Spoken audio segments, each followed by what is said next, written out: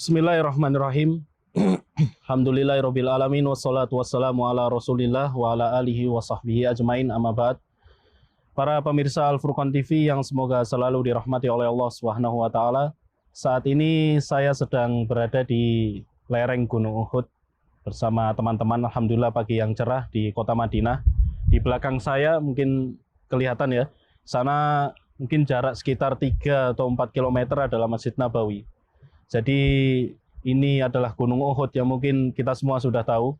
Gunung ini menjadi saksi sejarah tentang terjadinya sebuah peperangan besar yang ada dalam sejarah umat Islam, yaitu Perang Uhud. Yang mana pada saat itu orang-orang kafir Quraisy, mereka akan menyerang kota Madinah, yang akhirnya Nabi Muhammad SAW pun mempertahankan kota Madinah bersama dengan para sahabatnya. Dan banyak di antara para sahabat yang saat itu gugur dalam peperangan.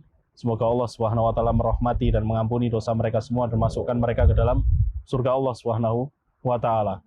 Untuk lokasi peperangan sendiri ada di sisi kanan Gunung Uhud ya. Ada, apabila Anda umroh, mungkin biasanya kalau ziarah para jamaah umroh ke sana.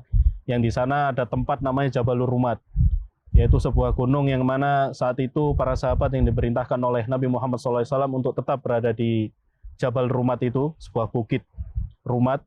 Mereka berjaga di sana untuk memanah kaum musyrikin, akan tetapi mereka turun. Nah, sekarang saya berada di lereng Gunung Uhudnya. Gunung ini cukup besar dan banyak sekali keutamaan gunung ini yang disebutkan oleh Nabi Muhammad SAW. Di antaranya adalah suatu ketika Nabi Muhammad SAW beserta ketiga sahabat mulia, yaitu Abu Bakar, Umar, dan Ali radhiyallahu anhum. Para Nabi Muhammad dan mereka ketiga sahabat ini naik mendaki Gunung Uhud. Subhanallah, ini adalah ketawaduan Nabi Muhammad SAW bersama para sahabatnya, jalan-jalan dan bahkan sampai mendaki ke atas Gunung Uhud. Ketika mereka sudah sampai di atas Gunung Uhud, tiba-tiba Gunung Uhud bergetar dengan cukup tidak terlalu hebat ya, bergetar begitu saja. Lalu Nabi Muhammad SAW pun berkata kepada Gunung Uhud, "Utsbut Uhud, fa innama 'alaika nabiyyun wa siddiqun wa syahidan." Wahai Gunung Uhud, tenanglah, jangan bergetar, karena di atasmu ada seorang nabi, ada seorang yang sangat jujur, yaitu Abu Bakar As-Siddiq, dan ada 2 orang yang nanti akan mati syahid. Dan ini menunjukkan betapa besar kemuliaan Gunung Uhud.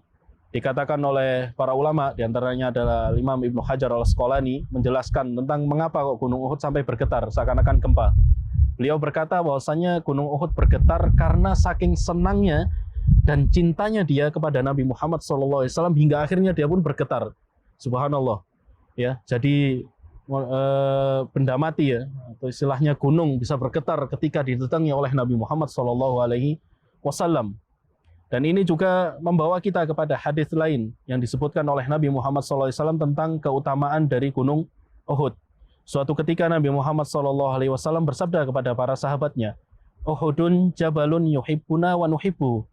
Gunung Uhud ini adalah gunung yang mencintai kita, yaitu mencintai Nabi Muhammad SAW dan juga mencintai orang-orang yang beriman. Maka kita pun, yaitu Nabi Muhammad SAW pun mengatakan, ke aku juga cinta kepada gunung ini.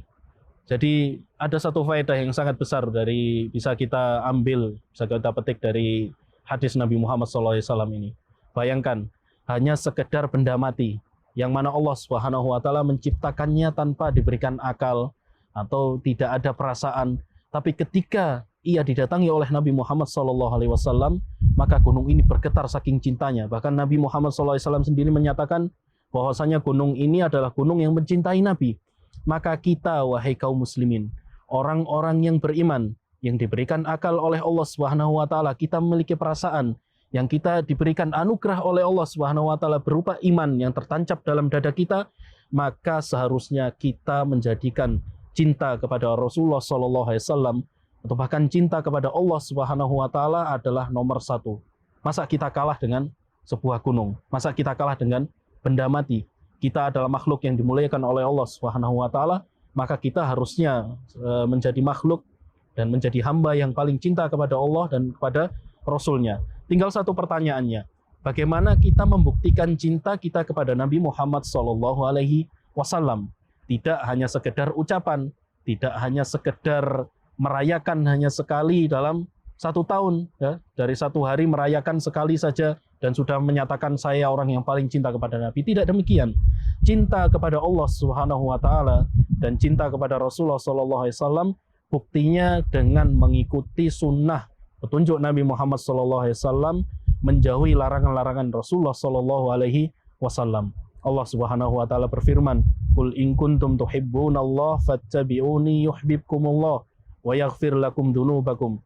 Katakanlah wahai Muhammad kepada mereka orang-orang yang beriman, apabila kalian wahai orang-orang beriman mengaku cinta kepada Allah Subhanahu wa taala, maka katakan pada mereka, fattabi'uni, ikutilah aku, ikutilah sunnahku, ikutilah petunjukku, tinggalkan segala bid'ah yang tidak diajarkan oleh Nabi Muhammad SAW. Itulah hakikat cinta yang sejati. Cinta sejati kepada Allah Subhanahu wa taala, cinta yang sejati kepada Rasulullah SAW. Fattabi'uni, maka balasannya yuhibbukumullah wa yaghfir lakum dzunubakum. Balasannya adalah kita dicintai oleh Allah Subhanahu wa taala. Kebahagiaan apa lagi yang kurang?